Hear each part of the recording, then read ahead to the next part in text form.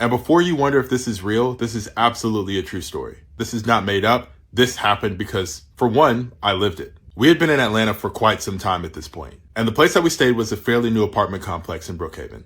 Up until the point of this story, we had had no issues in our apartment at all. However, one day things just flipped. It first started with weird feelings that we get around nighttime, but then it got worse. We have some pretty sturdy nightstands that sit on both sides of our bed. And by sturdy, I mean that you really have to use force to even pull the drawers out. And for some reason, when we were both in front of the apartment, our nightstands would open up by themselves. This also happened at nighttime too. Not only that, but we actively heard knocking on our nightstands all the time. And again, we still had those same feelings that we had at the onset. There was one particular night that we were both asleep. My wife said that she kept feeling like something was playing or messing with her feet. And instead of being scared, this actually just made her mad. If there's one thing I know about my wife, don't ever mess with her when she's sleepy. You're either going to get stepped on or stomped out. Angry, she got up and said, fine, I'll go to the bathroom, fix me some water, I'm going to get back in the bed, I'm going back to sleep. Not even acknowledging that something that was not me was playing with her feet while she was asleep. So she gets up and she goes to the bathroom. So she turns the flashlight on and this picks up in our camera that's in our front room. So fast forward, I review all of this footage after she tells me what happens coming up shortly. We have good nighttime cameras, and what I see is not her flashlight actually working,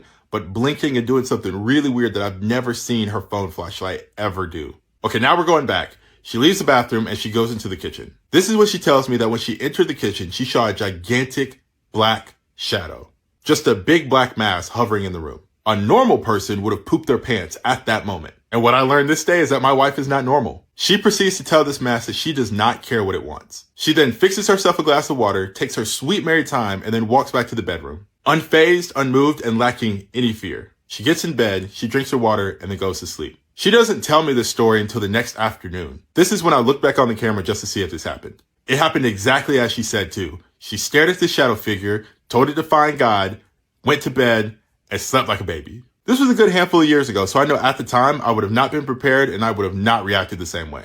The moral of the story is, get you a partner who is so apathetic to anything that bothers them in their sleep that you don't need sage, crystals, prayers, sigils, spells, nothing. Just the soul-crushing weight of not giving a flying F about anything. Not a man, not a spirit, not an entity, nothing. Oh, and as for whatever that was, she hurt its feelings so bad, it literally did not come back, and that was the end of our activity. And I kind of don't blame it.